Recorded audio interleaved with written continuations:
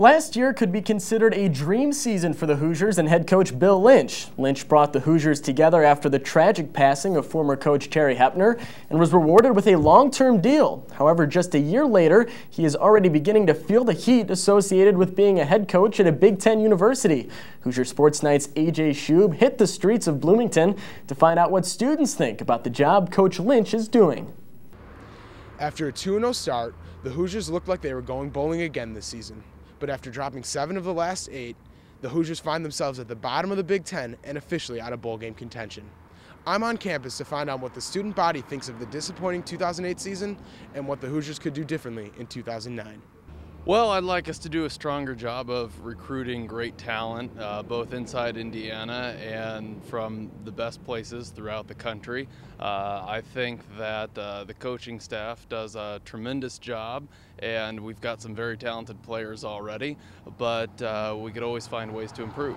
Truthfully, I think that Bill Lynch was an emotional hire, not a well thought out hire, and I think that's been the issue, to be perfectly honest. I think we got the players in place, obviously not to go as far as we did last year, but at least to stay at 500, to keep a more respectable record and not give up 55 points 2 weeks in a row almost. The last game last weekend, it wasn't anybody's fault that the quarterback got hurt or anything. It was just, I don't know, James Hardy's gone, and it was a tough season, and it's a disappointment to see. I don't think it's anyone's fault.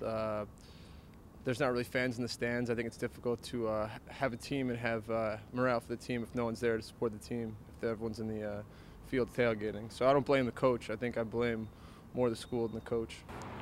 As you can see, the IU student body is looking forward to many changes in the 2009 season. On campus, I'm Schub, Hoosier Sports Night. The Indiana basketball team starts off the year with maybe the lowest expectations of any other Big Ten team. Tom Crean and the Hoosiers hope to get their season rolling with their first exhibition of the season against Division III school Anderson University. Casey Richards and Katie Spencer have more. Coming into their first exhibition game of this season, there were many questions to be answered about this Hoosier squad. Those questions were momentarily put to rest in the opening minutes of the contest as IU opened up a 21-2 lead on their way to a 103-71 victory over the Anderson Ravens. I feel like once we got going, everybody's seen that we're capable of doing something special, so it was a nice spark. I mean, I looked up, it was 14-2. I looked up, it was 21-2. I was like, wow. I was happy to the start they got off to. As I think that gave them some real confidence, right away. Now, while the Hoosiers made it look easy and it was only an exhibition game against a Division III squad, there were certainly many jitters before the game. However, Coach Crean and the players were able to fix this in pregame with a little bit of joking around. You could sense it today in walkthrough. Everybody was nervous. I mean, it really was. It was like everyone was carrying around a 50-pound weight on their back. We cut it short and got them laughing and did a little mosh pit jumping, and we got it rolling. We just kind of jump around, and, I'll grab a guy or two, and they get behind me, and they're trying to mess up my hair, kick me in the back. We have some fun with it.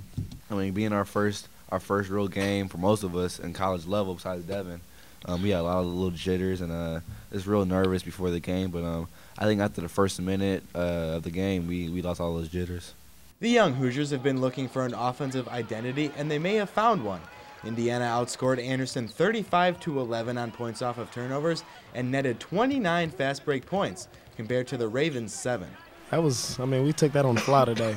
Coach told us he wanted us to experiment that and really try to focus on it, and I think we did a pretty good job at it. Oh, I think it's good. When we get that kind of feeling of where guys are going to be, our vision will even get that much better, our ability to throw it ahead. Verdell's very gifted there. And it's good to see that. It's great to have a guy that can look over the defense like that. Coach Crean and the players made it clear that they still have a long way to go to get to where they want to be, but considering the last 9 months, their victory was certainly a good and refreshing start to the season. Reporting from Assembly Hall, I'm Casey Richards, Hoosier Sports Night. While big isn't one word to describe this brand new Hoosier squad, Tom Pritchard would certainly stand out among them all. With a double-double in his first exhibition game, he certainly has some big shoes to fill, as well as making a difference for the future of this basketball team. He's huge. I mean, you can ask him. He's sitting here. What I was telling him about, I dropped him one pass off. He missed the layup. He got mad at himself, and I just took him aside and I told him, we don't have a DJ White on this team.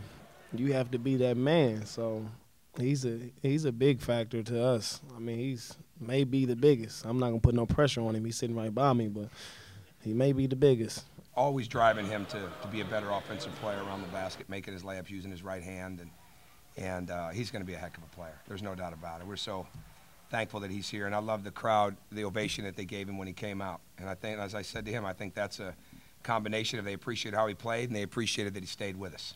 He's got some real opportunities in front of him. There's no doubt about it. He's got a very good feel around the rim, and the thing that I guess I never really knew till we played our first scrimmage, the Cream and Crimson, a couple weeks ago, is how well he passes the ball.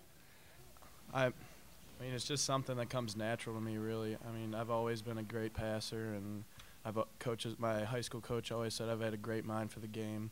So I'm just trying to take it out there and create offense for my teammates.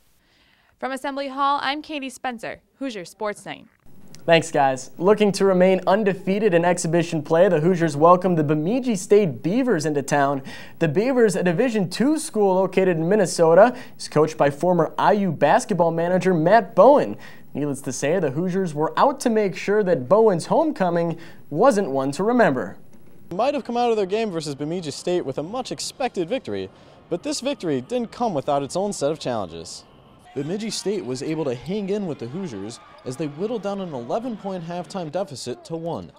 But the Indiana bench, which scored 29 points against BSU, was the shot in the arm the team needed. They got some confidence, and we were in for a grinded-out game, and I'm glad that we had to go through it.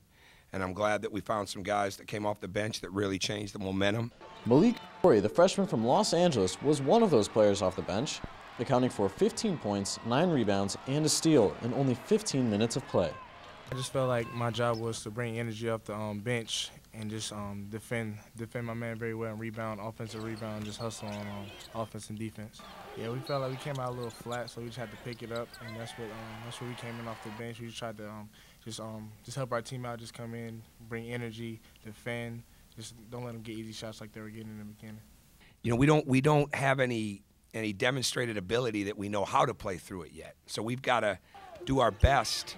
If it means going to the bench or playing somebody with some extra fouls, you know, we just got to go by feel on that. I think they're learning that a little bit on their own with each game, with tougher competition, that, you know, we got to bring it. They went on that 10-0 run. I mean, I think we responded well to that, and the guys are learning that, you know, you got to respond to when other teams make runs and things of that sort. The team might have some experience in college games now, but Coach Green knows it's going to take a lot more than that for them to be successful this year. Just always keep in mind, it's a brand new team. Energy's going to be king. You know, I mean, we got to win the hustle game all the time. It has got to come from the defensive end. It has got to come from defensive pressure. It's got to come from rotations. It's got to come from rebounding the ball. You look, it's not going to be about all the alley-oop dunks. It's not the way it's going to be right now. You know, someday it'll be back to that, but it's not like that right now. Tom Crean's motto for the season could be easily summed up in one word: patience. At Assembly Hall, I'm Josh Greenberg, Hoosier Sports Night. Thanks, Josh. The IU field hockey team made an early exit in the Big Ten tournament last Thursday after being defeated 5-2 by the number 8 ranked Iowa Hawkeyes. IU standouts Danny Castro and Alina Valenti each scored, but it was not enough to put the Hoosiers ahead as the Hawkeyes led the game from the start, scoring all of their points in the first half of play. Goalie Alex Mann made 5 saves in the game, which gave her a total of 83 for the season, the 8th best season total in Hoosier history. The Cream and Crimson finished their season with a record of 7-11. It was the IU men's soccer team's last game of the regular season as they took on the number 8 Northwestern Wildcats, where the Hoosiers able to make it their 10th victory. The football team may not be able to draw fans to Memorial Stadium, but as usual, the fields south of 17th Street have been packed with tailgaters. We bring you an inside look at the festivities next on Hoosier Sports Night.